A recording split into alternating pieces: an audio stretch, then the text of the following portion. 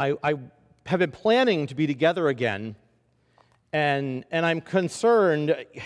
I get the whole mask thing, and we need to wear masks, and I get that, but I want our worship time to be a time where I don't want this to be about anything but the presence of God in our life. And so I've been sort of concerned with counsel with, how will I look normal on Sundays? Not that I ever do look normal to begin with, but you know where I mean. So I found this thing, but then I put it on, and I look like I just came out of the vet with the cone of shame. So, what looks better? Does it look better to have a face mask on, or does it look better like I just got a mask on so I can't lick my wounds? It's just an odd situation.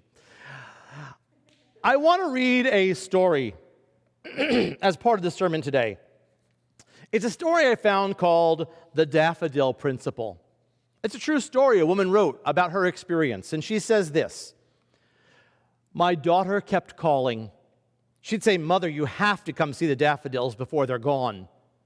I really wanted to go, but it was a 2-hour drive from Laguna to Arrowhead. I'm not old, at least not that old, but I don't particularly enjoy driving. Everyone is so rude and pushy and in a hurry. I'll come next Tuesday," she said, on her third attempt. Next Tuesday dawned cold and rainy, and still I promised, and so I drove over to my daughter's. Plastic toys were strewn around the front yard, a few pansies blooming in a strip of dirt along the sidewalk. I walked into Carolyn's house, and I hugged my grandchildren. "Forget the daffodils, Carolyn. The road's invisible with clouds and fog. There's nothing in the world I'd rather do than just sit with you and the kids." My daughter smiled calmly, and with a touch of condescension, she said, "We drive in this all the time, Mother." "Well, you won't get me back on the road until it clears, and then I'm heading home. I'm telling you that." "I was hoping you'd take me over to the garage to pick up my car." She wasn't listening to me. "How far do we have to drive?" I said. "Oh, just a few blocks. I'll drive." I'm used to this. We got in the car and drove off, and after several minutes, it became apparent that something was afoot. "Where are we going? This is not the way to your garage." "Well, we're going to the garage the long way," she said, "by way of the daffodils." "Carolyn," I said sternly, like she were 3 years old and I was sending her to her room, "please turn around." "It's all right, Mother, I promise. You'll never forgive yourself if you miss this experience." About 20 minutes in, we turned onto a small gravel road. I saw a small church. On the far side of the church, there was a hand-lettered sign that read, "Daffodil Garden." We got out of the car, and each took a child's hand, and I followed Carolyn down a long and windy path. Then we turned a corner of the path, and I looked up, and I could do nothing but gasp. Before me lay the most gorgeous sight. It looked as though someone had taken a great vat of gold and poured it down all over the mountain peaks and the slope and the meadow. The flowers were planted in majestic swirling patterns, great ribbons and swaths of deep oranges, whites, lemon yellows, salmon pinks, saffron, and butter. Each different colored variety was planted as a group so that it swirled and flowed like its own river, each with its own unique hue. There were 5 acres of nothing but daffodils. "Who's done this?" I asked Carolyn. "It's just one woman," she answered. "She lives in the property. That's her house right there." Carolyn pointed to a well-kept A-frame that looked small and modest on top of all that glory. We walked up to the house, and on the patio, we saw a poster. "Answers to the questions I know you're asking," it read. The first answer was just simple: 50,000 bulbs. The second said, "One at a time, by one woman, 2 hands, 2 feet, and 1 very little brain." The third answer said, "Begun in 1958. Wow. 1 woman, 50,000 bulbs, begun in 1958. The daffodil principle. You can create something of beauty if you do it one bulb at a time. It's not that overwhelming. Start step by step today to change your world. The woman says that as she walked away from the house, she said to her daughter, "Wow, I can't help but think, what could I have done if I had started in 1958, one step, one bulb at a time?" Her daughter said in her usual sarcastic way, "Start tomorrow, Mother, don't talk about it." And she said, "No, I'm going to start today instead." One step at a time to change the world. One bulb, step by step, over 5 acres and 60 years. It's not easy. It's deliberate. It's intentional. But it's what the Scriptures are calling us to today, and it is an important spiritual symbol for the Christian life, isn't it? We've done that here at Grace, you know. I think we do it particularly well.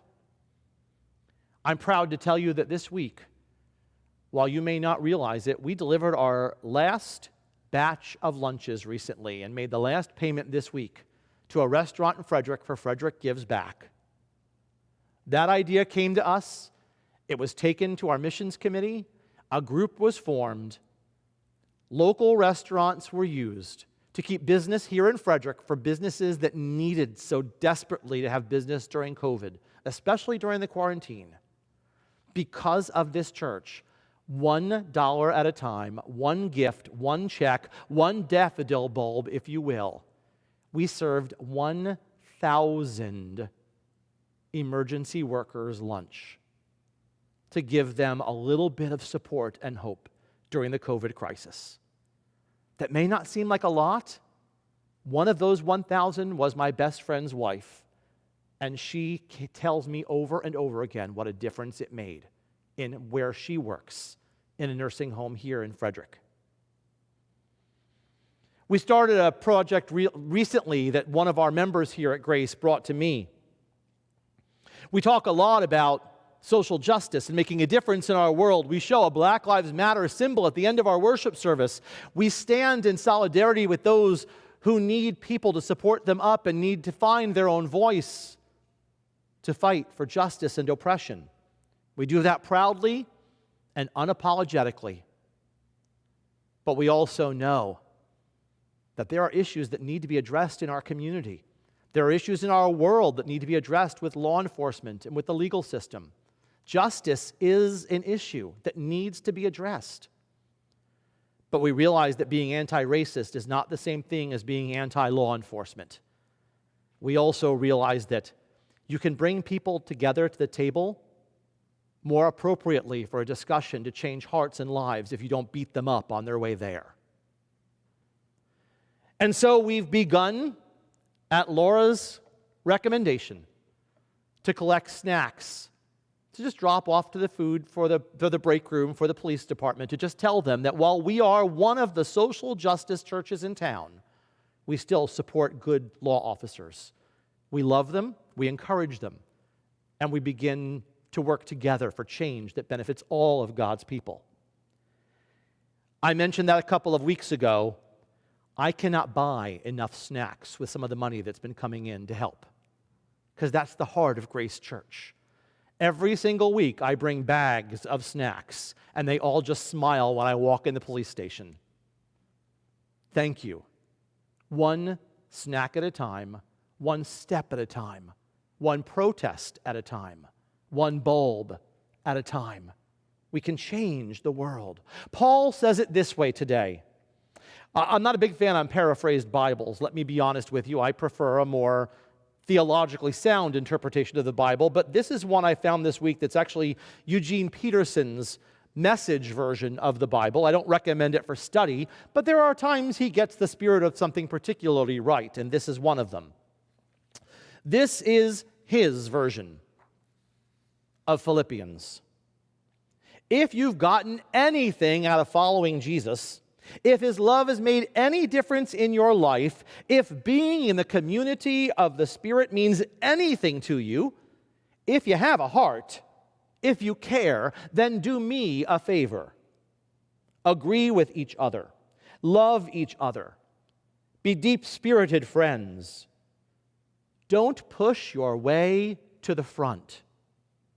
Don't sweet-talk your way to the top. Put yourself aside and help someone else get ahead. Don't be obsessed with getting your own advantage. Forget yourselves long enough to lend someone else a helping hand.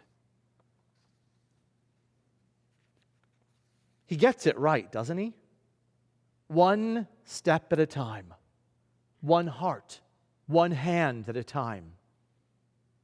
Being encouraged and lifted up and strengthened and challenged and empowered to find their own voice and their own way. But there's another principle at work here too, and I want to point that out. It sounds nice to preach the Pollyanna message about changing lives. Paul knew this, and the daffodil lady, I don't know her name, knew this too. It requires more than one bulb at a time. It requires sacrifice. Because you see, what the woman didn't talk about is getting up every day and planting 50,000 bulbs. She didn't talk about what it was like to do that work or how much it cost in sweat equity and in money. You see, this kind of a life, Paul reminds us, requires sacrifice. Because in the last two verses Rob read for us this morning, it says to imitate Jesus, who emptied himself and took on the form of a servant.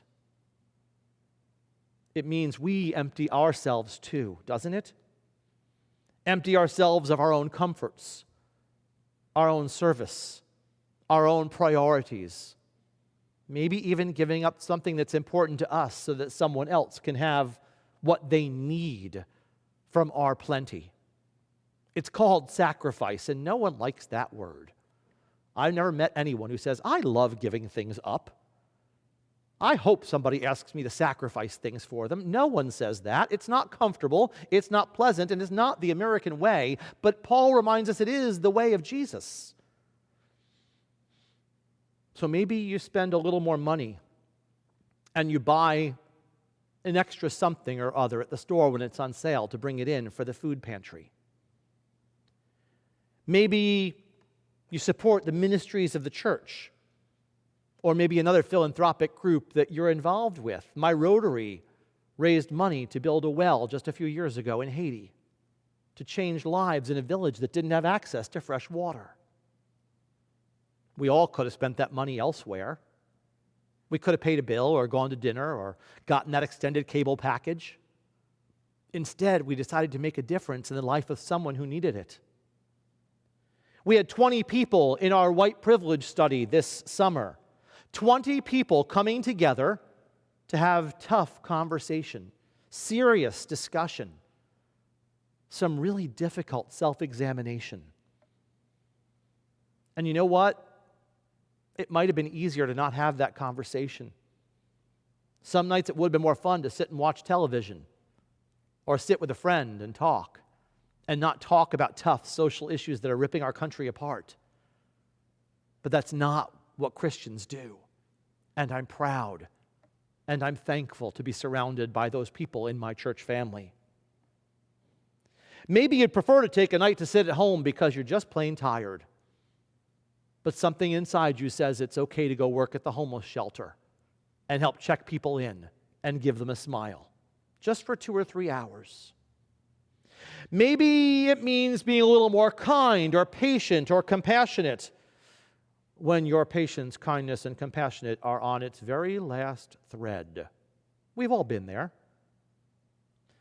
Maybe it means that we extend forgiveness to someone who, quite frankly, has not acted like they deserve it. Maybe it's going that extra mile for a neighbor in need. Maybe it's seeing those around us as our neighbors, even if we don't know them, even if they live in another part of our city, another county, another state, or heaven forbid, even another country. Paul tells the Christians at Philippi the same thing that we so desperately need to hear today. If we're going to claim the name of Jesus, we read in the gospel, we better be willing to act it, or it's nothing but lip service. If there's anything of his life that has impacted us, anything of his example that's left a mark on our being, anything of the waters of baptism that remain on our head, anything of the oil of our confirmation that marks us as God's own, we need to live in ways that give hope and change for lives in need in our world. And we can if we try. One simple act, one simple chance, one life at a time. But the gospel reminds us that it takes intentionality and it takes sacrifice. And so Paul ends with these words: "For it is God who is at work in you, God, enabling you both to will and to work for God's good pleasure." Amen.